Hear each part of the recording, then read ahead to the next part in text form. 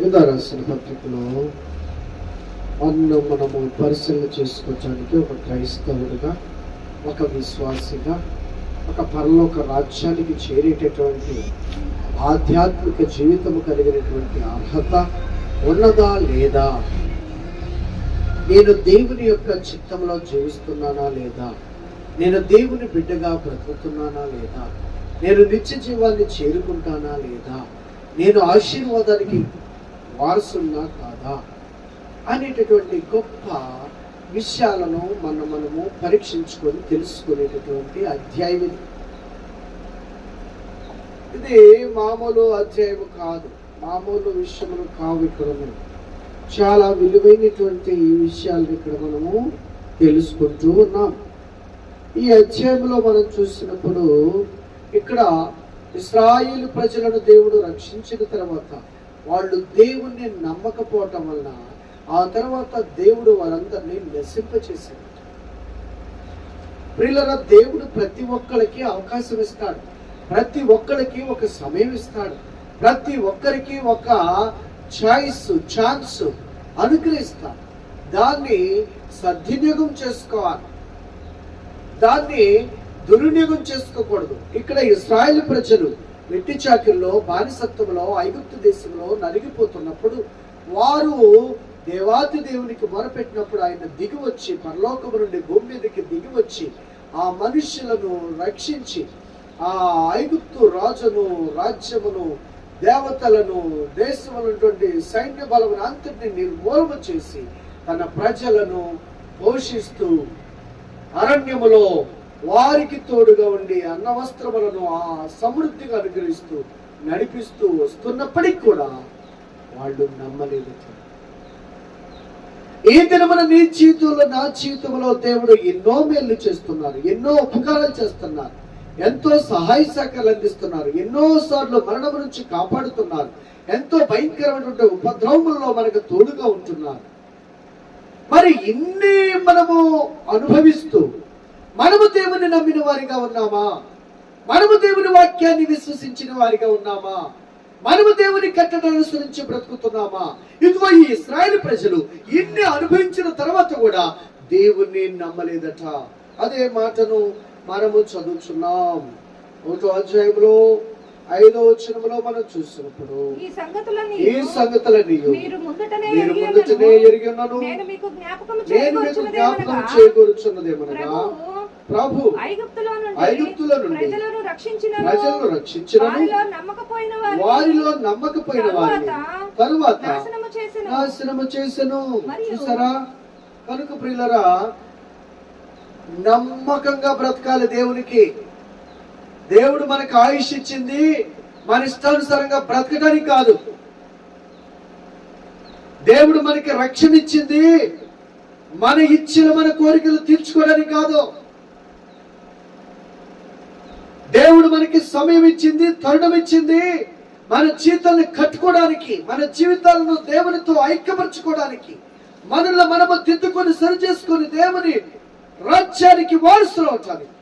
కానీ ఈ దినాలలో ప్రజలు దేవుని వాక్యాన్ని నమ్మట్లేదు, దేవుని యొక్క మాటలను విశ్వసించట్లేదు, కనుక నశించిపోతున్నారు. ఈ రోజున నీవు నేను ఏ స్థానంలో ఉన్నావు? నమ్మకముగా జీవిస్తున్నావా? దేవుడిచ్చినటువంటి జీవితాన్ని, దేవుడిచ్చిన ఈ శరీరాన్ని, దేవుడిచ్చినటువంటి అందమైనటువంటి భవిష్యత్తును, దేవుడిచ్చిన ఐశ్వర్యాన్ని, దేవుడిచ్చినటువంటి ఆస్తిని నమ్మకంగా కృతజ్ఞతతో దాన్ని మన జీవితంలో వాడుకుంటూ దేవునికి భయముతో, భక్తితో దేవునికి విధేయులమై జీవిస్తున్నామా అంటే అక్కడ మనము తప్పిపోతున్నాం, ఓడిపోతున్నాం. ప్రియులారా, ఇశ్రాయేలు ప్రజలకు దేవుడు అన్ని ఇచ్చినను వారు దేవుని నమ్మక, దేవుని వాక్యాన్ని, దేవుని మార్గాన్ని విశ్వసించక వాళ్ళందరూ కూడా అనేక పర్యాయాలు ఈ దేవుడు ఎక్కడ ఉండలే, ఈ దేవుడు మనకేం చేస్తాడులే, ఈ దేవుడు మనని ఉద్ధరించిండలే, ఈ కష్టాలేంటి, ఈ శ్రమలేంటి, ఈ ఆహారం లేదు, ఈ అరణ్య జీవితం ఏంటి, మేము చక్కగా ఇళ్ళలో ఉండేవాళ్ళం, ఇదేంటి ఈ బ్రతికేంటి అని అంటూ ఎప్పుడు సణుగుతూ గొడుగుతూ ఆహార విషయంలో నీటి విషయంలో దేవుణ్ణి ఆయాసపరచు.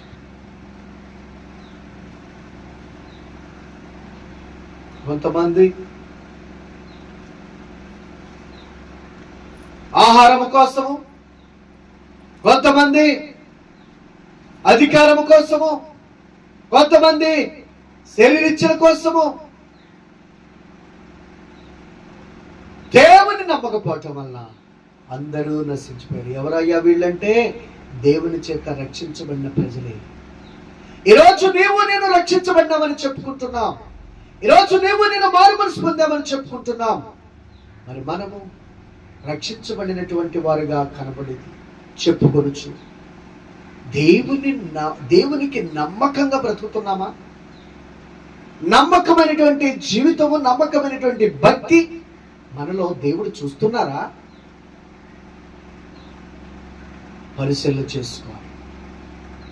రెండవదిగా ప్రియులారా, దేవదూతలైనప్పటికీ పరలోకమైనటువంటి దేవదూతలు సైతము చదవండి, మరియు తమ ప్రధానత్వము నిలుపుకొనక తమ నివాస స్థలమును విడిచిన దేవదూతలను మహాదినమున జరుగు తీర్పు వరకు కటిక చీకటిలో నిత్య పాశములతో ఆయన బంధించి భద్రము చేశారు. ఇక్కడ దేవదూతలు, ఇందాక మనుషులు, దేవుని ప్రజలు వాళ్ళు.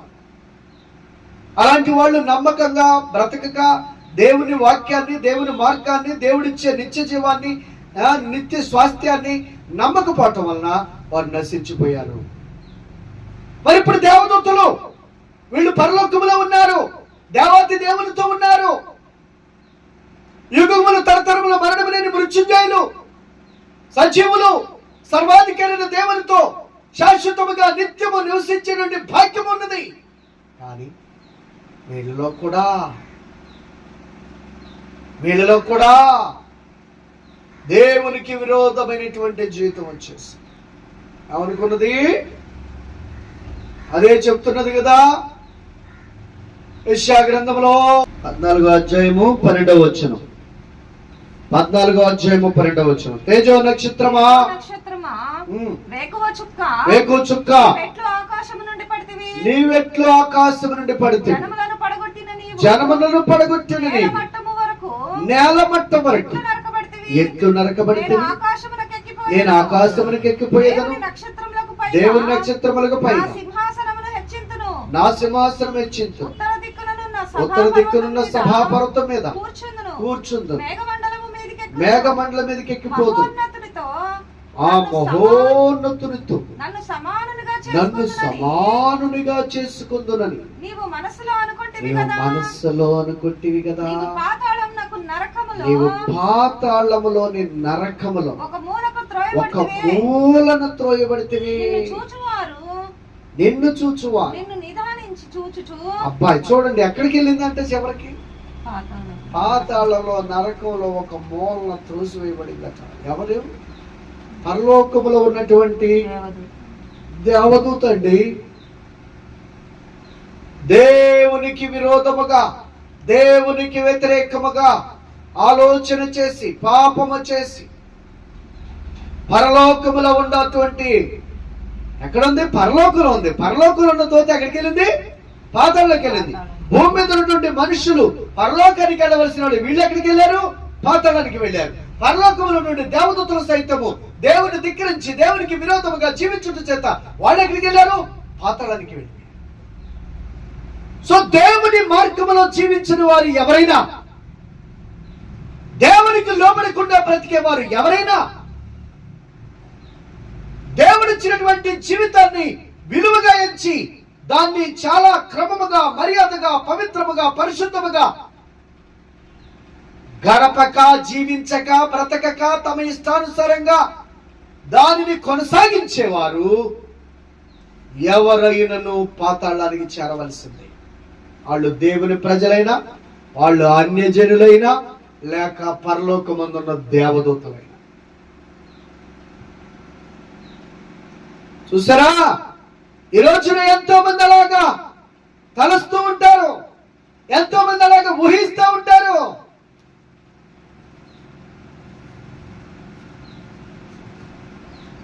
దేవుని తెలీదా?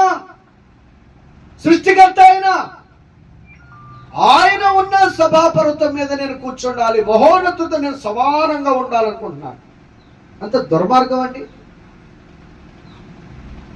ఈ రోజున క్రైస్తత్వంలోకి వచ్చింది అదే. ఆడకంటే నేనేం తక్కువ, ఆడతో పాటు నేను సమానంగా ఉండాలి. ఏళ్ళకంటే నేనేం తక్కువ, ఏళ్ళతో నేను సమానంగా కూర్చోవాలి. సేవకుడి కంటే నేనేం తక్కువ, సేవకుడితో నేను సమానంగా ఉండాలి. లూసిఫర్ మనస్సు, లూసిఫర్ స్వభావము, మహోన్నతులతో నేను సమానంగా చూసుకుంటాను.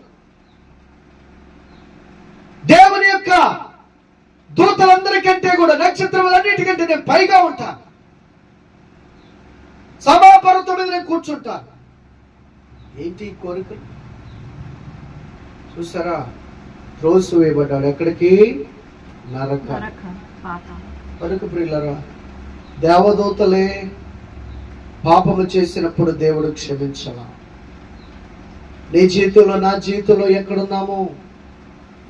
నీవు నేను ఏం చేస్తున్నావు? మనం అన్యులము, మనము క్రీస్తు రక్తములో కడగబడిసిన వారము, క్రీస్తు అడుగు జాడల్లో నడవలసిన వారము, క్రీస్తునందు విశ్వాసము కలిగి బ్రతకవలసిన వారము, మన రక్షకుడును క్రీస్తు ప్రభు ఇచ్చినటువంటి నిత్య జీవానికి చేరుకోవలసిన వారము ఆయన ద్వారా. అలాంటప్పుడు ఆయన మార్గములో మనం జీవిస్తున్నామా? అలాంటప్పుడు ఆయన అడుగు జాడల్లో మనము నడుస్తున్నామా? ఈ దినాల్లో మనుషులు విని విడిచిపెట్టేవారు అయిపోయినారు. మీరు వినువారు మాత్రమై ఉండి అనుసరించిన వారైతే మిమ్మల్ని మీరే మోసం చేసుకొనుచున్నారు, మిమ్మల్ని మీరే నాశనం చేసుకొనుచున్నారని దేవుని వాక్యం సెలవిస్తాం. ఎంతో మందికి సువార్త వినబడుతుంది. కొంతమంది కులతత్వముతో ద్వేషిస్తున్నారు, కొంతమంది మత్సరముతో ద్వేషిస్తున్నారు, కొంతమంది పాపమును జీవిస్తూ విడిచిపెట్టలేక ద్వేషిస్తున్నారు, కొంతమంది లోకాన్ని అనుసరించి బ్రతుకుతూ సువార్తను ద్వేషిస్తున్నారు. నువ్వు ఏ రూపంలో ద్వేషించినా, ఏ రూపంలో దూషించినా, ఏ రూపంలో నువ్వు కాదనుకొని కాళ్ళ తన్నుకుంటే అది నీకే నష్టం.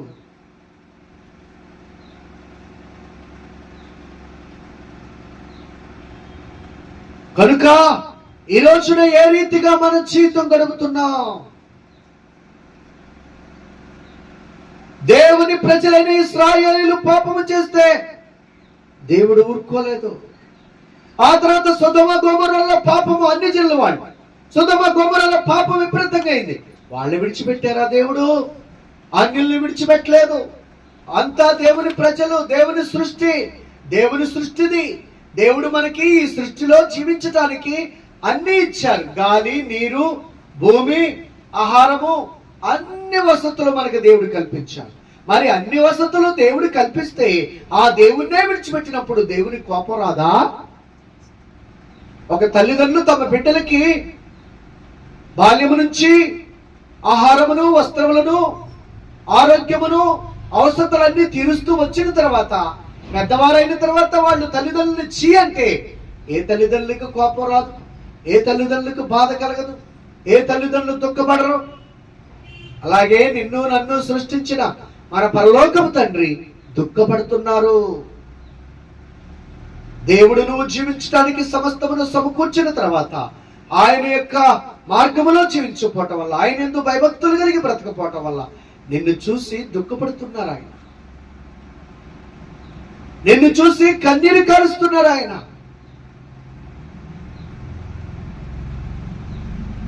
ఎన్నో విపత్తులు మనం చూస్తున్నాం, ఎన్నో కార్యములను మనం చూస్తున్నాం. రేయంబవళ్ళలోన వెళ్ళేటి త్రోవలోన యేసయ్య నెల మరుతువు, అయ్యయ్యో. చూసారా, క్షణంబులో లోకంబు విడుతువు. ఏంటంట? ఒక్క క్షణములోనే ఈ లోకాన్ని విడిచిపెడతావు. అలాంటి నీవు ఎలా ప్రభువుని మర్చిపోతున్నావు? ఎలా ప్రభువుని విడిచిపెడుతున్నావు?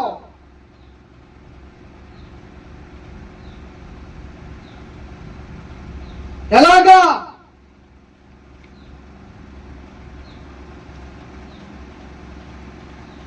కనుక మన జీవితంలో ఎన్నో రకాలుగా పోరాటాలు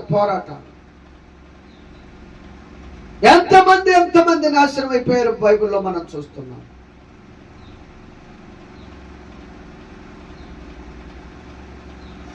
చూసారా?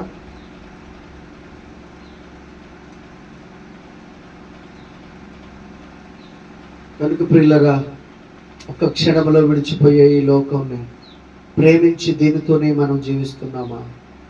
దీని కొరకే మనం బ్రతుకుతున్నామా? లేక శాశ్వతమైనటువంటి జీవాన్ని పొందుకోవడానికి మనం బ్రతుకుతున్నామా?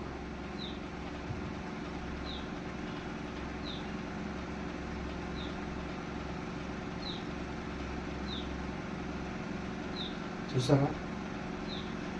సొదొమ గొమొర్రా సోద్యము చూడా, సొదొమ గొమొర్రా సోద్యము చూడా, లోతు భార్య నాడు లోకాశకు లోబడి, లోతు భార్య నాడు లోకాశకు లోబడి, ఊరు వెలుపల ఉప్పు స్తంభమాయే, గొప్ప స్తంభమాయే. ఏమైపోయిందట?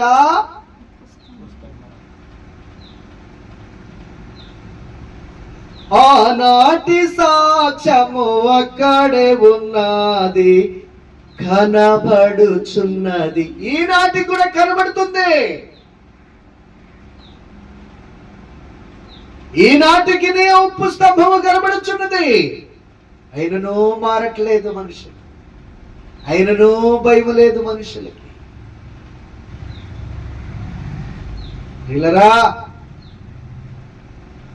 ఆనాడు భయంకరముగా బ్రతుకుతున్నటువంటి, వరుసవ లేకుండా పాపములో, దుష్టత్వములో, వ్యభిచారంలో జీవిస్తున్నటువంటి ఆ సొదొమ గొమొర్రా పట్టణాలను అగ్ని చేత కాల్చారు. ఎందుకో తెలుసా? ఇలాంటి పాపము జీవించే వారికి నిత్యము అగ్నిగుండములో ఉంటారని దాన్ని మనకి కళ్ళకు కట్టినట్లు ప్రత్యక్ష సాక్షిగా మనకు ఉంచాలి. ఆయనను ఈ రోజు మనము భయంకరమైన నరకం ఉందంటే ప్రజలు మారుతున్నారా? ఎక్కడుందో నువ్వు చూసొచ్చావు? ఏమన్నా నువ్వు చూసొచ్చి అవుతున్నావా ఏంటి? నీకేం తెలుసు? ఇలా మాట్లాడుతున్నా. కనుక ప్రియులరా, జాగ్రత్త. మన జీవితము స్వల్పమైనది, మన జీవితము నీటి బుడగ లాంటిది, మన జీవితము ఎండిగడ్డి లాంటిది, ఇంతలో కనబడి అంతలో మాయమైపోయే ఆవిరి లాంటిది. కనుక జాగ్రత్త. ఆ తర్వాత మనం గమనించినట్లయితే ఇంకా ఎలా ఉన్నది? చాలా మంది వారి జీవితంలో, ఓ ప్రియులరా, మనము సత్య మార్గములో నడవలసిన వారమై ఉండి కూడా తప్పుడు మార్గములోనికి వెళ్ళుట మనము చూస్తున్నాం. ఇక్కడ కొంతమంది ఆ తప్పైన మార్గంలోనికి వెళ్ళారు. దేవుని ప్రజలే, దేవుని సృష్టిలో ఉన్నవారే. కయీను తప్పైన మార్గంలోకి వెళ్ళిపోయాడు. బిలాము బహుమానమునకై తప్పైన మార్గంలోనికి వెళ్ళిపోయాడు. చూసారా? ఏంటి వీళ్ళంతా? దేవుని మార్గాన్ని విడిచినటువంటి ప్రజలు, దేవుని మార్గాన్ని వదులుకున్నటువంటి ప్రజలు. ముగ్గురు వ్యక్తులు చూపెడుతున్నాడు: కయీను, బిలాము, కోరాహు. వీళ్ళు నశించిపోయారు. మొట్టమొదటి మానవుడు, మొట్టమొదట మానవ జన్మ జన్మించిన వాడు, మనుషులకు మొట్టమొదట పుట్టిన మానవుడు, మనుష్యుడు ఎవరో?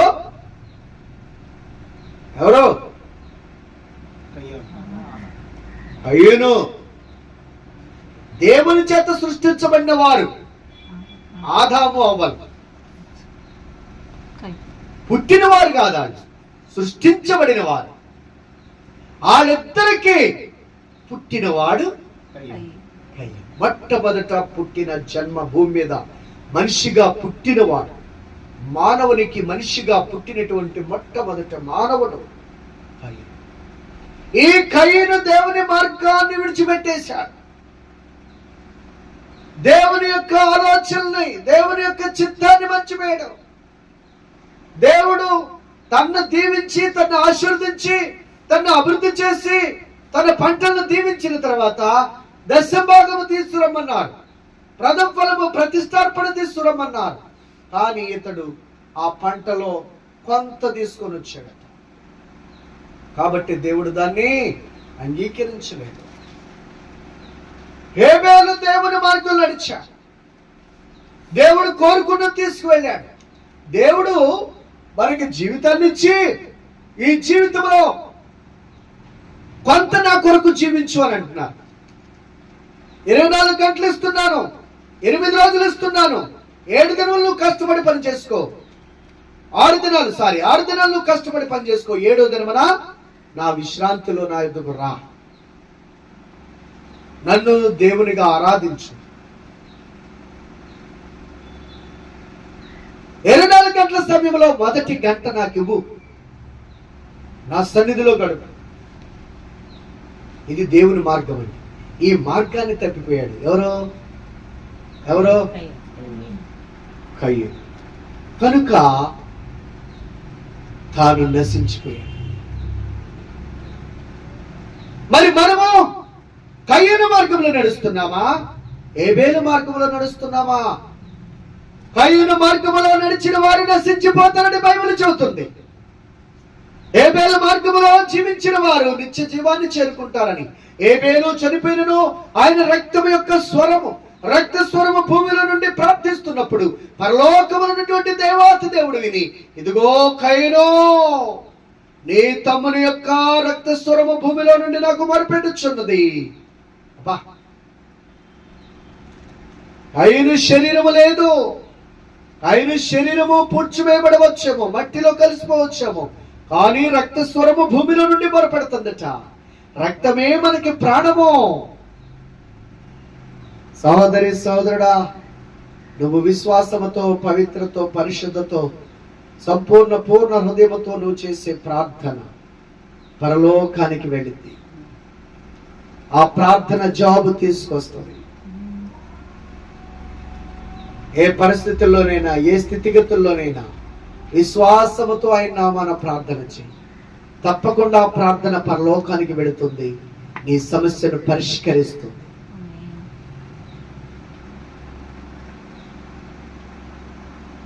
ప్రార్థనలో ఉన్న శక్తి అలాంటిది. నా బిడ్డకి కన్ను పోయిన తర్వాత డాక్టర్లకి కన్ను రాదన్నారు, నరం తెగిపోయింది, లోపల కట్ అయిపోయింది, రక్త ప్రసరణ లేదు, గుడ్డోడైపోయాడు. కానీ 33 రోజులు ఉపవాసం ఉండి ప్రార్థన చేసినప్పుడు దేవుడు తెగిపోయిన నరాన్ని కలిపారు, మరలా ఆగిపోయిన రక్త ప్రసరణ మరలా ప్రసరింపచేశారు, కోల్పోయిన దృష్టిని మరలా ప్రసాదించారు. ఇవాళ బిడ్డ చదువుకుంటున్నారు.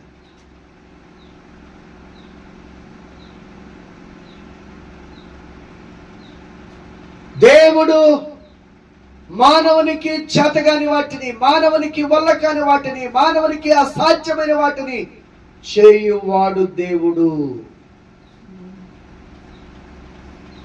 కనుక ఈ రోజున మనము ఏ మార్గంలో వెళుతున్నాం? రెండవవాడు బహుమానమునకై బిలాము తప్పు మార్గంలో గడిపాడట. దేని కొరకు? బహుమానము కొరకు. ఈ రోజున కూలి కొరకు దేవుని మార్గాన్ని విడిచిపెడుతున్నామా? ఈ రోజున షేర్ల కోసము, బంగారం కోసము పరిశుద్ధ మార్గాన్ని విడిచిపెడుతున్నామా? ఈ రోజున ఈ లోక సంబంధమైనటువంటి బంధాల కోసము, బాంధవ్యాల కోసము, శరీర బంధాల కోసము ప్రభు యొక్క పవిత్రమైనటువంటి బంధాన్ని తెంచుకొని వెళ్ళిపోతున్నామా? ఏ మార్గం?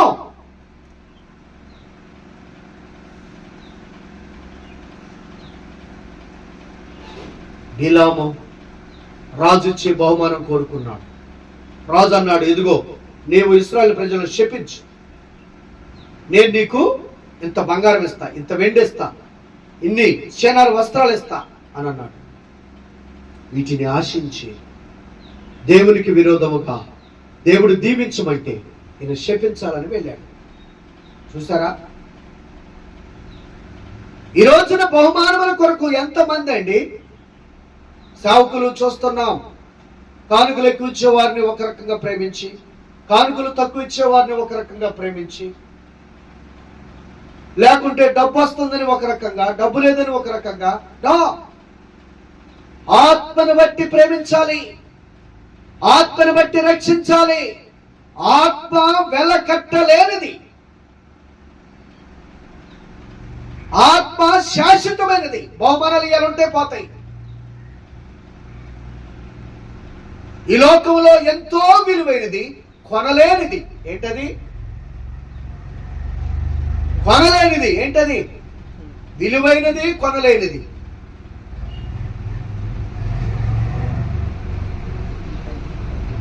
సమయం. బహు విలువైనది నీ జీవితం, వ్యర్థము చేయకుమా. సమయము చాలా విలువైనది కనుక సమయమును పోనీక దాన్ని సద్వినియోగము చేసుకొనుడి.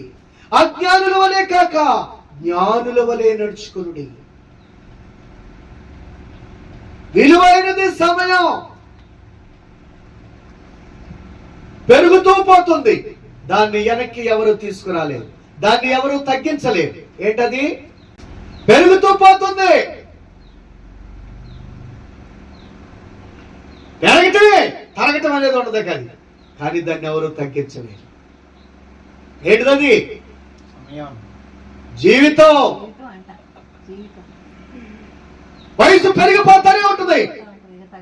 వయసు పెరగటమే కానీ తగ్గటం అనేది ఉండదు. ఎవరు తగ్గించలేడు, దాన్ని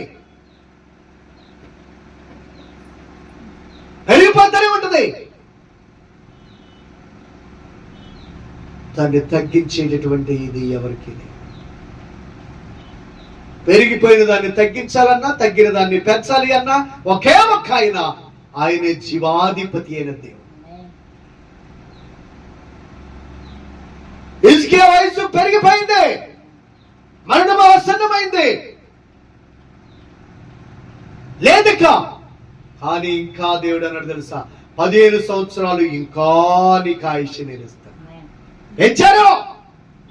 నీ వయసును పెంచాలి అన్నా, నీ వయసును తగ్గించాలి అన్నా అది దేవుని వశమై ఉన్నది. ధనవంతుడు అనుకున్నాడు, ఓ నా ప్రాణమా తినుము త్రాగుము, ఇంకా బలం ఉంది, ఇంకా శక్తి ఉంది, ఇంకా బ్రతుకుతావు చాలా సంవత్సరాలు అనుకున్నాడు. కానీ దేవుడు అన్నారు, నో, ఈ రోజుతోనే నీ టైం ముగిసిపోయింది. ఈ రోజుతోనే ఏమైపోయింది? అంతటితో క్లోజ్. వీళ్ళరా, ఈ రోజున ఎవరికి భయపడి బ్రతుకుతున్నావు?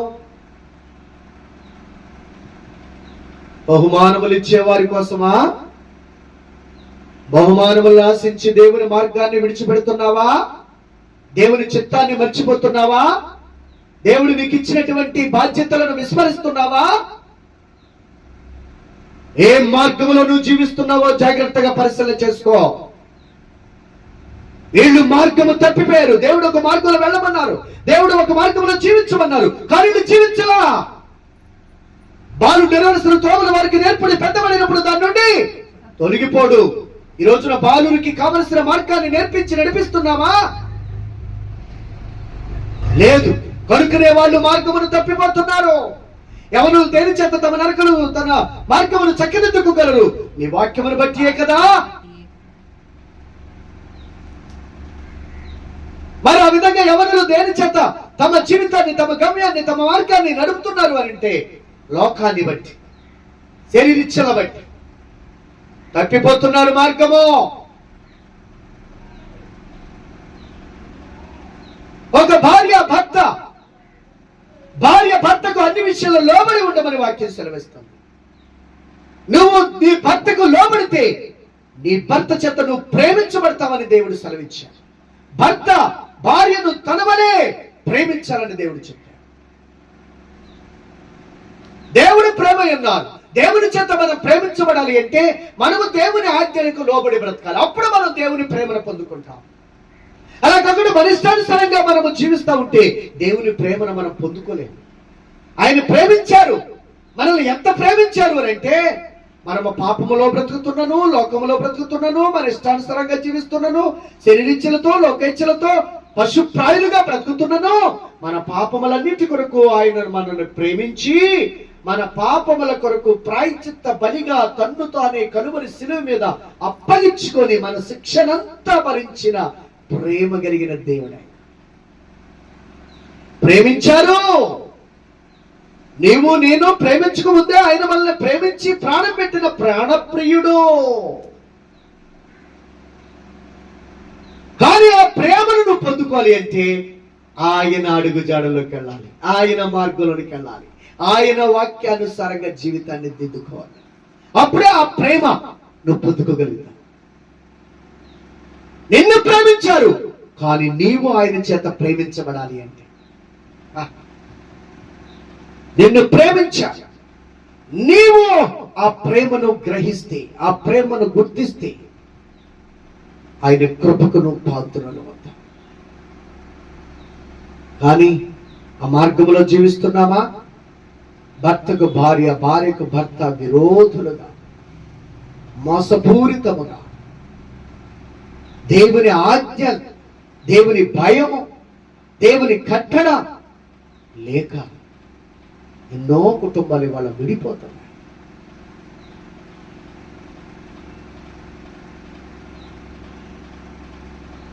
నాశనమైపోతున్నాయి. పిల్లలు దిక్కులేని వాళ్ళు అయిపోతున్నారు, అనాథలైపోతున్నారు, ఆశ్రయం లేని వాళ్ళు అయిపోతున్నారు. ఆకలి బాధలతో అలమటిస్తున్నారు, ఆకలి దప్పులతో అలమటిస్తూ రోధిస్తున్నారు. పిల్లరా, మార్గము తప్పిపోతున్నారు. వీళ్ళందరూ మొట్టమొదటి మానవుడైనటువంటి కయీను, దేవుని యొక్క సేవకుడైన బిలాము, అదే విధంగా ఇశ్రాయేలు ప్రజలు ఉన్నటువంటి ఒక గొప్ప నాయకత్వం కావాలని కోరుకున్నటువంటి కోరాహు. ఈ కోరాహు ఏం చేశాడు? దేవుని సేవకుడి మీద తిరుగుబాటు చేయటం, దేవుని సేవకుడి మీద సనుగుడు గొనుగుడు, దేవుని సేవకుడి మీద వ్యతిరేకంగా ప్రవర్తించటం. ఈ రోజుల్లో ఎంతమంది ఉన్నారు సేవకుల మీద విరోధంగా తిరుగుబాటు చేసి, ఈ పాస్టర్ కాదు ఇంకో పాస్టర్ ఏంటి, ఈ చర్చి కాకపోతే ఇంకో చర్చ ఏంటి, దేవుడు మనకు కావాల్సింది ఎట్టాడు? దేవుడు దేవుడు ఒక్కడే. భూమి మీద దేవుడు భూమి మానవుడు జీవితానికి ఒక్కటే పెట్టారు. దేవుడు ఒక్కడే. కాబట్టి నరునికి ఒక్కడే తండ్రి, ఒక్కడే తల్లి ఉంటారు. అదేవిధంగా ఆత్మీయముగా ఒక తల్లి ఒక తండ్రి ఉంటారు. అందరూ తండ్రులంటే కుదురుతా? కుదరదు. అందరూ నా బిడ్డలంటే కుదురుతా? కుదరదు. 9 మాసాలు మోసి కని పెంచిన నీ బిడ్డ నీకు బిడ్డ. ఎవరో కన్నబిడ్డ నా బిడ్డ అంటే సరిపోయిందా?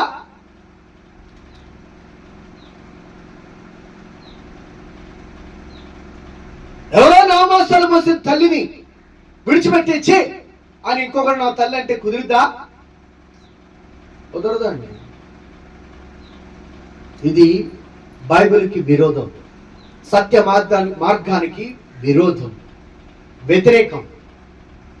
దేవుని జీవ మార్గానికి ఇది చాలా వ్యతిరేకం. కనుక ఎట్టి పరిస్థితుల్లోనూ ఈ కోరాహు అలాగూ సేవకుని మీద తిరుగుబాటు చేసి రాళ్ళు రుబ్బి మోషను చంపడానికి ఎన్నోసార్లు అలాగ సడుగుతూ గొడుగుతూ తిరుగుబాటు చేశాడు. కాబట్టి అతడును తన ఇంటి వారు తనకు కలిగిన వారందరూ నశించిపోయారు. వీళ్ళరా, మరి మనం ఆ స్థితిలోనే ఉన్నామా? మనం అలాంటి జీవితంలోనే బ్రతుకుతున్నామా? ఆ తర్వాత 4 రకాలుగా వర్ణించారు దేవుడు. 4 రకాలుగా వర్ణించారు దేవుడు. ఒకటి, ఇలాంటి వారు ఎలా ఉంటారట? గాలి చేత ఇటు అటు కొట్టుకొని పోవు నిర్జల మేఘములాగా ఉంటారట. ఎలా ఉంటారు వీళ్ళు? గాలి చేత ఇటు అటు కొట్టుకొని పోవు నిర్జల మేఘములో. ఎక్కడో చూస్తున్నారు 12వ వచనం సగం భాగంలో చూడండి. అంటే ఏంటి? మేఘమే కానీ ఏమి లేదు, జలము లేదు. క్రైస్తవులే కానీ ఎవరు లేరు? క్రీస్తు లేరు. విశ్వాసే కానీ ఏమి లేదు, విశ్వాసం లేదు. మారు మనసు పొందని చెప్పుకున్నావు కానీ మనస్సు మారలేదు. వీళ్ళు నిశ్చలమైనటువంటి మేఘముల వంటి వారు. క్రైస్తవులే కానీ క్రీస్తు లేడు వారి జీవితంలో. ఇష్టానుసారంగా బ్రతుకుతారు. ఎలా ఆదివారం కాసేపు వస్తారు, క్రైస్తవులు అనుకుంటారు. ఏదైనా సమస్య శోధన వస్తే విశ్వాసంతో ప్రభు పాదాలు పట్టుకొని ప్రార్థించరు. తాయిత్ అంటారు, ఈ తాయిత్ అంటారు, ఆ బాగు చేత అంటారు, ఈ బాగు చేత అంటారు, ఈ చర్చి కాదు, ఆ చర్చి అంటారు, ఆ సేవకుడు, ఈ సేవకుడు, ఎట్లా రకరకాలు. ఏంటిది? నిర్జల మేఘం. వాక్యం లేదు, వాక్యానుసరమైన జీవితం లేదు. కానీ క్రైస్తవులను చెప్పు, విశ్వాసులను చెప్పు. ప్రియులారా, ఇలాంటి వారికి వారి కొరకు గాఢాంధకారము నిత్యము భద్రము చేయబడి ఉన్నది అని అన్నది. రెండవదిగా, కాయలు రాలి ఫలములు లేక 2 మార్లు ఏంటి వేళ్ల చేత పెరలగింపబడిన చెట్లుగాను ఉన్నారట. కొంతమంది చెట్లుగా ఎదిగారండి చిన్నప్పటి నుంచి. అంటే మారు మనసు పొంది బాప్తిసం తీసుకొని చక్కగా కొంచెం ప్రార్థనలో, కొంచెం విశ్వాసంలో, కొంచెం భక్తిలో ఎదిగారు. ఎక్కడి వరకు ఎదిగారయ్యా? కాయలు కాసి అంత ఏపు వచ్చేసింది, కాయలు కాసి ఫలములు కాసి అంత జ్ఞానం వచ్చేసింది, వయసు వచ్చేసింది. కానీ కాయలు రాలిపోతున్నాయి. ఒక్క ఫలం కూడా లేదు ఆ చెట్టుకి. అంటే దేవుడు నిన్ను నాటి, దేవుడు నిన్ను రక్షించి, ఒక సేవకుని ద్వారా వాక్యముతో నిన్ను పోషిస్తూ, ప్రార్థనతో నిన్ను కాపాడుతూ, నీకొచ్చిన సమస్యలు, నీకొచ్చిన కష్టాలు, నీకొచ్చిన శోధనలు, నీకొచ్చిన ఇరుకులు, ఇబ్బందులు దేవుడు ఒకటి విడిపించి, రక్షించి, పోషిస్తూ నిన్ను బలపరిచి చక్కగా కాపు కాసే స్థితికి వచ్చిన తర్వాత నువ్వేం చేస్తున్నావు? చెట్టుకి చక్కగా మనం ఎలాగైతే పాలు చేసి చిన్న మొక్కప్పుడు కంపగట్టి నీళ్లు పోసి ఏది మేయకుండా దానికి ఎరివేసి పాలు చేసి మందు కొట్టి అన్ని చేసి పెరిగిన తర్వాత అది ఇప్పుడు కాయలు కాయట్లా, ఫలాలు బలించట్లా. ఏం చేయాలి? ఫలములు ఫలించిన ప్రతి చెట్టు నరకబడి అగ్నిలో వేయబడును. ఫలములు ఫలించిన ప్రతి చెట్టు నరకబడి అగ్నిలో వేయబడును. మనం అలాగే ఉన్నామా? జాగ్రత్త ప్రియ సహోదరి సహోదరులారా. ఈ యొక్క యూదా పత్రిక ప్రకటనకు ముందు, బైబిల్ అంతా అయిపోయిన తర్వాత ప్రకటన నిత్య తీర్పుకు ముందు రాశారు యూదా గారు. ఎందుకో తెలుసా? నిన్ను నువ్వు పరీక్షించుకోవాలని. ఇది ప్రశ్న పత్రం. నీ భక్తి ఎలా ఉంది, నీ విశ్వాసం ఎలా ఉంది, నీ ప్రార్థన జీవితం, నీ పరిశుద్ధ జీవితం, దేవునితో నీకున్న సంబంధం, దేవుని యొక్క చిత్తంలో, దేవుని యొక్క మార్గంలో నువ్వు ఉన్నావా లేవా? నువ్వు ఫలించావా ఫలించలేదా అని నిన్ను నువ్వు తెలుసుకోవటానికి కోసం ఈ ప్రశ్నాపత్రాన్ని ఇచ్చారు. కనుక ఫలములు ఫలించే చెట్టుగా ఉన్నావా? అంజూరపు చెట్టు ఫలములు లేనప్పుడు అక్కడికి వెళ్ళి చూశారు. చెట్టు బాగా పెరిగింది, పెద్ద చెట్టు పచ్చగా ఉంది, నిగనిగలాడుతుంది. అబ్బా కాయలుంటే అని వెళ్ళారు ప్రభు. ఒక్క అంజూరపు కాయ కూడా లేదు. నీవు మరలా ఎన్నటికీ కాయకుందుగా కానన్నారు. అంతే. మూడో రోజు అటు వెళ్ళి చూస్తే ఆ చెట్టు ఎండిపోయిందండి. ఈరోజు దేవుడు నిన్ను చూస్తున్నారు. ఆయన చిత్తాన్ని, ఆయన ప్రణాళికలను, ఆయన ఉద్దేశాలను బట్టి నిన్ను చూస్తున్నారు. ఎన్నో సంవత్సరాల నుంచి ఇకనైనా మారుతావేమో, సత్యాన్ని గ్రహిస్తావేమో, నీతి మార్గంలోకి వస్తావేమో, దేవుడు నిన్ను రక్షించినటువంటి ఆ ప్రణాళికలోకి వస్తావేమో. ఎందుకు ఆయన నిన్ను ఈ స్థితిలో ఉంచారో ఆ స్థానాన్ని గ్రహిస్తావేమోనని. దాన్ని గ్రహిస్తున్నావా? ఫలిస్తున్నావా? దేవుడు చూసి నిన్ను ఒక్కసారి గనక గద్దిస్తే, ఆయన శిక్ష వస్తే ఫినిష్. చూస్తున్నారు, ఇకనైనా ఫలిస్తావేమో, ఒక్క ఆత్మకైనా, ఒక్క కుటుంబానికైనా మేలుకరంగా బ్రతుకుతావేమో. నీ జీవితంలో చేసినటువంటి ఆ గొప్ప కార్యాలను వివరించి చెబుతావేమో. నువ్వెలా రక్షించబడ్డావో నీ రక్షణ సాక్ష్యాన్ని పంచుకుంటావేమో. కష్టాల్లో నష్టాల్లో ఉన్నప్పుడు నిన్ను దేవుడు ఆదుకున్నారో అవన్నీ ఇతరులు కష్టాల్లో నష్టాల్లో ఉన్నప్పుడు వాళ్ళకి చెప్పి దేవుని ప్రేమను పంచుతావేమో. దేవుని వెలుగును వారికి చూపిస్తావేమో. నిత్య జీవ మార్గంలో నడిపిస్తావేమో అని దేవుడు నీకు ఆయుష్ ఇచ్చి, ఆరోగ్యం ఇచ్చి అన్నీ ఇస్తా ఉంటే నువ్వేం చేస్తున్నావు? నీ స్వలాభం కోసం, నీ స్వార్థం కోసం, నీ ఇచ్ఛల కోసం, నీ ఇష్టానుసారమైనటువంటి భక్తి చేస్తూ నేను భక్తిలో ఉన్నాను అనుకుంటున్నావు.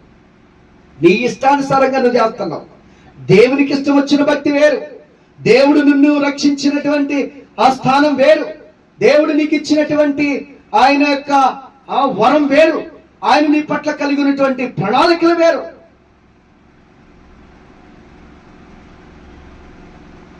యోనాను కనుక నువ్వు నినివేకి వెళ్ళి సువార్త ప్రకటించవా అంటే, లేదులే నేను తర్షీష్కి వెళ్తాను అన్నట్లు.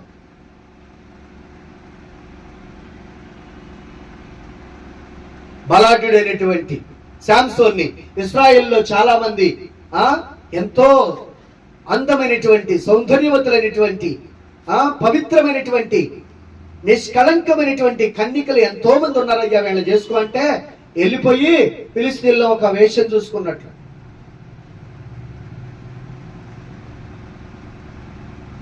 ఎంతమంది అండి ఈ దినాల్లో దేవుని చిత్తంలో ఉన్నావా? దేవుడి నిన్ను ఎందుకు రక్షించారో, ఎక్కడ నిన్ను వాడుకోవాలనుకున్నారో, ఎక్కడ నీకు ఆయన కృప అందించాలనుకున్నారో, ఏ విధంగా నీ ద్వారా ఆయన వెలుగును, ఆయన జీవాన్ని పంచాలనుకున్నారో దాన్ని విడిచిపెట్టి నీ ఇష్టానుసారమైన మార్గంలో నువ్వు వెళ్ళిపోతే దేవుని ప్రణాళికలు ఏమైపోవాలి? అంతే. దేవుడు శాంసన్ని ఆ ప్రేమతో విడిపించారు. కానీ తాను ఎన్నుకున్న మార్గం ద్వారా వెళ్ళి నశించిపోయాడు. ఇక్కడ కూడా దేవుడు తన చిత్తాన్ని, కొంత తన కృపను అందించి తన ప్రజలను రక్షించుకున్నారు. కానీ ఏ విధంగా రక్షించుకుంటారు, కానీ దాన్ని బట్టి దేవుని యొక్క కోపానికి, ఉగ్రతకు గురయ్యాడు యోనా. ఇతరులకు ప్రాణహాని కలిగించాడు, ఎంతో నష్టం వచ్చింది.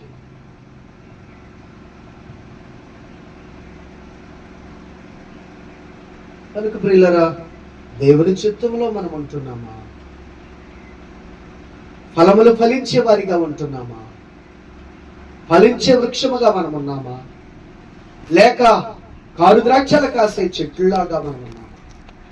నిజమైన ద్రాక్షవళి నేను, తీగలు మీరు. ఎవరైతే నాతో ఐక్యమై ఉంటారో వారు బహుగా ఫలిస్తారు. నాకు వేరుగా ఉండి మీరు ఫలించలేరు. ఎవరి యందు నా మాటలు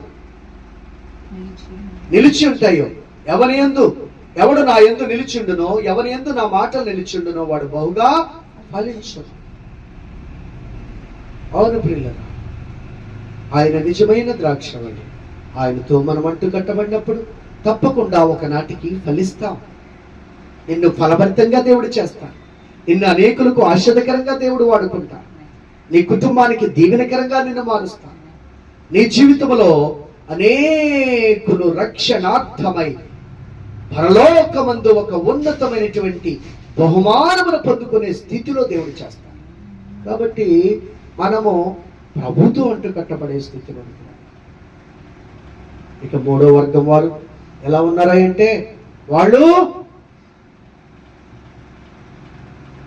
వారిలో ఉన్నటువంటి చెడు అవమానమనే నురుగు వెళ్ళగక్కువారై సముద్రపు యొక్క ప్రచండమైనటువంటి అలలుగా ఉన్నారట. అలలుగా ఉన్నారట. కొంతమంది వాళ్ళ దుష్టత్వం పోదండి. నిజంగా మానవ జీవితంలో మనుషుడు చనిపోయేంత వరకు ఆ మానవ స్వభావము, ఆ మనిషిలో ఉన్నటువంటి పాప నైజము చావదండి. చింత చచ్చినా ఉలుపు చావదంటారు. అలాగే మన స్వభావం కూడా అంతే. మనము పాపముతో జన్మించిన వారు, పాపాన్ని రుచి చూసి బ్రతికిన వారు కనుక ఆ స్వభావం అట్లా లాగుతానే ఉంటుంది. చూడండి, సిగరెట్ తాగేవాడు మానేసిన తర్వాత ఎప్పుడన్నా అందరు తాగుతూ ఉంటే అది పీల్చి అబ్బా మళ్ళీ కొంచెం ఒకసారి వేస్తే బాగుండే. మందు తాగేవాడికి అందరు తాగుతుంటే ఆ వాసన చూసి అబ్బా చాలా కాలం అయింది, అప్పుడు భలే తాగానే, అప్పుడు బాగుంది కదా, ఇంకొకసారి ఎత్తే అనే ఆలోచన మనస్సు ప్రేరేపిస్తూ ఉంటుంది. నీ మనసు కూడా అలాగే ప్రభువుని వెంబడిస్తున్నప్పుడు నీ ఆలోచనలు అలా మారిపోతున్నాయా? నీలో ఉన్న పాపము, నీలో ఉన్న దుష్టత్వం మరలా పైకి వస్తుందా? సముద్ర తరంగముల వలె నీ భక్తిని, నీ విశ్వాసాన్ని, నీ పరిశుద్ధతను ముంచి నిన్ను పాతాళానికి తొక్కేలా నీ పాపము ప్రళయమై సముద్ర తరంగంలోనే పైకి లేస్తుందా? దాన్ని అణిచివేయి. వాక్యము ద్వారా, ప్రార్థన ద్వారా, ప్రభు యొక్క సహాయము ద్వారా, కృప ద్వారా త్రొక్కివేయి. అందుకనే ప్రభు అన్నారు, అనేక మంది దేవుని ఆత్మ లేని వారు ప్రకృతి సంబంధులుగా బ్రతుకుతున్నారట. వారు ప్రకృతి సంబంధులట, దేవుని ఆత్మ లేని వారట. కనుక దేవుని ఆత్మను పొందుకోవాలి. ఆత్మ సంబంధులుగా మనం బ్రతకాలి. ఆత్మ శాశ్వతమైనదనే గ్రహింపుతో మనం జీవించాలి. కనుక సముద్రాన్ని దేవుడు గద్దించాడు, నిమ్మళించాడు. సముద్రం మీద దేవుడు నడిచాడు. ఒకవేళ నీలో ప్రవహిస్తున్నటువంటి ఆ పాప నైజం, ఆ శరీరిచ్చలు, ఆ కామేచ్ఛలు, ఆ త్రాగుడు, ఆ వ్యభిచారం, ఆ జూదము, పేకాట, ఆ భయంకరమైనటువంటి లోక స్వభావము, ఆ సినిమాలు, ఆ సీరియల్స్ అనలేకపోతున్నావా? అలాగా నిన్ను ముంచేస్తున్నాయా? దేవుని సహాయం కోరు. శిష్యులు సముద్రంలో మునిగిపోతున్నప్పుడు ప్రభా ప్రభా ప్రభా మేము నశించిపోతున్నాంలే అని ప్రభు పాదాల దగ్గరికి వెళ్ళి బ్రతిలాడారు. ప్రభు బయటకు వచ్చి ఒకే ఒక గద్దింపు, సముద్రం నిమ్మళించు, గాలి తుఫాన్ ఆగిపో, అంతే. నిమ్మళించిపోయింది, సద్దుమణిపోయింది. నీలో రేకెత్తున్నటువంటి ఆ నీచమైనటువంటి స్వభావాలను దేవుడు గద్దిస్తారు. వాటిని అణిచివేస్తారు. ఆయన సహాయాన్ని కొరకు, ఆయన కృప కొరకు వేడుకో. అప్పుడు ప్రభు నిన్ను ముంచేటటువంటి ఆ సముద్రం మీదే నడిచి ఆయన యొక్క ప్రణాళికలు తీర్చుకుంటారు. నీ జీవితము ద్వారా, నీ బ్రతుకు ద్వారా ఆయన నీలో ఉండి నడిచి అనేక మందికి తన యొక్క జీవాన్ని, వెలుగును, రక్షణను పంచి నిత్య జీవానికి చేరుస్తారు. కనుక మూడో గుంపులో ఉన్నట్లుగా ఉంటే ఈ విధంగా ప్రభు యొక్క మహిమను పొందుకో. ఒకవేళ అలా కాకుండా నీ స్వభావంతోనే, నీ స్వనీతోనే, నీ స్వార్థముతోనే, నీ ఇచ్చలతోనే ఉంటావా? నీ కొరకు గాఢాంధకారము నిత్యము భద్రము చేయబడినదని ప్రభు హెచ్చరిస్తున్నాడు. ఇక నాలుగో గుంపు మార్గము తప్పి తిరుగు చుక్కలుగా ఉన్నారట. ఎవరు వీళ్ళండి? చుక్కలు. చుక్కలంటే ప్రకాశించే జ్యోతులు. ప్రకాశించే జ్యోతులు ఏమైనాయి? మార్గాన్ని తప్పిపోయినాయి. మార్గము చూపుము ఇంటికి, నా తండ్రి ఇంటికి. ఏంటంట? తండ్రి ఇంటికి మార్గం ఏంటో చూపించయ్యా. పాప మమతల చేత పారిపోయిన నాకు ప్రాప్తించే క్షేమము. క్షేమం కాదు, క్షేమము. అంటే అంత నష్టపోయాడు, అంత కోల్పోయాడు, కరువు కాటకాలతో నిండిపోయాడు. పాపములో ఉన్నటువంటిది దీవెన కాదు, ఆశీర్వాదము కాదు, అభివృద్ధి కాదు. ఒకనాటికి నువ్వు వెనక్కి తిరిగి చూసుకుంటే చివరికి క్షేమము మిగిలింది.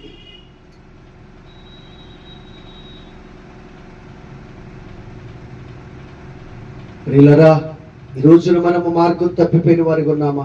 తప్పిపోయిన కుమారుడు తండ్రి మార్గాన్ని విడిచి వెళ్ళిపోయి తన జీవితాన్ని నాశనం చేసుకున్నాడు. తప్పిపోయినటువంటి చుక్కలు ఎన్నో. ఒక్క చుక్క కనుక తమ మార్గాన్ని తప్పిపోతే ఈ సృష్టి బూడిదైపోయింది. భూమి తన కక్షలో తాను తిరగాలి, సూర్యుడు తన కక్షలో తాను తిరగాలి, చంద్రుడు తన కక్షలో తాను తిరగాలి. అలా కాకుండా సూర్యుడు చంద్రుడి కక్షలోకి వచ్చినా, భూమి సూర్యుడి కక్షలోకి వెళ్ళినా, చంద్రుడి కక్షలోకి వెళ్ళినా రెండు ఢీకొంటాయి. అంతే, మొత్తం సృష్టి వినాశనం అయిపోయింది. కానీ అవి వాటి కక్షల్లోనే తిరుగుతున్నాయి. దేవుడు వాటికి ఏ మార్గం ఇచ్చాడో ఆ మార్గంలో తిరుగుతున్నాయి. మరి క్రైస్తవుడు అలాగా ప్రభు మార్గంలో జీవిస్తున్నాడా? ప్రభు కట్టడంలో బ్రతుకుతున్నాడా? ఏ కూజామున లేచి ప్రార్థన చేయమన్నారు, చేస్తున్నాడా? సమయం పోలిక సద్వినియోగం చేసుకోవచ్చు. అజ్ఞానులు కలిగి జ్ఞానుల వలె నడుచుకుంటున్నాడా? దివారాత్రులు యెహోవా వాక్యము ధ్యానించేవాడు ధన్యుడు. అతడు నీటి కాలువలో నాటబడిన వాడే, ఆకువాడక తన కాలమందు ఫలమిచ్చు చెట్టు వలె ఉంటాడు. వాక్యాన్ని ధ్యానిస్తున్నాడా? ఏలేవండి మార్గం తప్పిపోయి మేము క్రైస్తవులమే. చూసారా ప్రియులారా, ఒకనాటికి నువ్వు వెనక తిరిగి చూసుకుంటే నీ మార్గము అది జీవ మార్గము కాదు అని తెలుసుకున్న రోజు గుండె బద్దలు కొట్టుకుంటావు. జాగ్రత్త. ఈరోజు నువ్వు ఏ మార్గంలో ఉన్నావు? ఏ మార్గంలో జీవిస్తున్నావు? అటు ఇటుగానేటువంటి క్రైస్తవ బ్రతుకులో ఉంటే ఒక రోజున నువ్వు రొమ్ము కొట్టుకుంటావు. అందుకని అన్నారు, వీళ్ళందరికీ ఎవరెవరికి ఈ యొక్క గాలి చేత అటు ఇటు కొట్టుకొని పోవు. నిర్జల మేఘములుగా ఉన్నవారు కానీ, కాయలు రాలి ఫలములు లేక 2 మార్లు చచ్చి వేళ్లతో పెళ్లగింపబడిన చెట్లుగా ఉన్నవారు కానీ, తమ అవమానమును నురుగు వెళ్ళగరక్కు వారే సముద్రం యొక్క ప్రచండమైన అలలు గలవారై ఉన్నటువంటి వారు గాను, వీరికైనా లేక మార్గము తప్పి తిరుగు చుక్కలుగా ఉన్నటువంటి జీవితములు గలవారైనా చివరికి వీళ్ళందరికీ ఏంటంట? వారి కొరకు గాఢాంధకారము నిరంతరము భద్రము చేయబడి ఉన్నది. నిన్న దేవుడు ఒక సేవకుని ద్వారా నిన్ను రక్షించుకుందేందుకో తెలుసా? నీవు వెలిగించే దీపములాగా ఉండాలి. ఆ సంఘానికి, ఆ సేవకునికి, లేదా నీ కుటుంబానికి, లేదా నీ యొక్క తల్లిదండ్రులకు, లేదా నీ రక్త సంబంధులకు వెలుగ్గా ఉండాలి. ఉన్నావా? వెలుగ్గా ఉండాలి. ప్రభు అన్నారు, మీరు లోకానికి వెలుగై ఉన్నారు, నన్ను వెంబడించి వాడు చీకటిలో నడువక జీవపు వెలుగు కలిగి ఉండును. దీపం వెలిగించి కొంచెం కింద మంచం కింద పెట్టగాని అది అందరికి వెలుగునిచ్చుటకే దీప స్తంభం మీదనే పెట్టుదురు. ఈ రోజున క్రైస్తవులుగా ముసుగేసుకొని బ్రతుకుతున్నావా? లేక నేను క్రైస్తవుని సవాలుగా 10 మందికి సాక్ష్యాన్ని పంచుకోగలుగుతున్నావా? ప్రియులరా, ప్రభు నిన్ను నన్ను లోకానికి వెలుగుగా చేయాలని ఆశిస్తున్నాను. మార్గాన్ని తప్పిపోయే జ్యోతుల్లాగా ఉన్నావా? లోకానికి వెలుగునిచ్చే జ్యోతిలాగా క్రీస్తు అడుగుజాడల్లో ఉన్నావా? ఒక్కసారి మనం పరిశీలన చేసుకొని ప్రభు సన్నిధిలో ప్రార్థన చేసుకుందాం. ప్రియులరా, ప్రభు సన్నిధిలో ప్రార్థన చేసుకుందాం. పరిశుద్ధుడా, ప్రేమ నమ్మకమైన మా తండ్రి, ఈ పాదాలకి స్తుతులు స్తోత్రములు ప్రభువా. యేసు ప్రభువా, మీరు గొప్ప దేవుడు నాయన.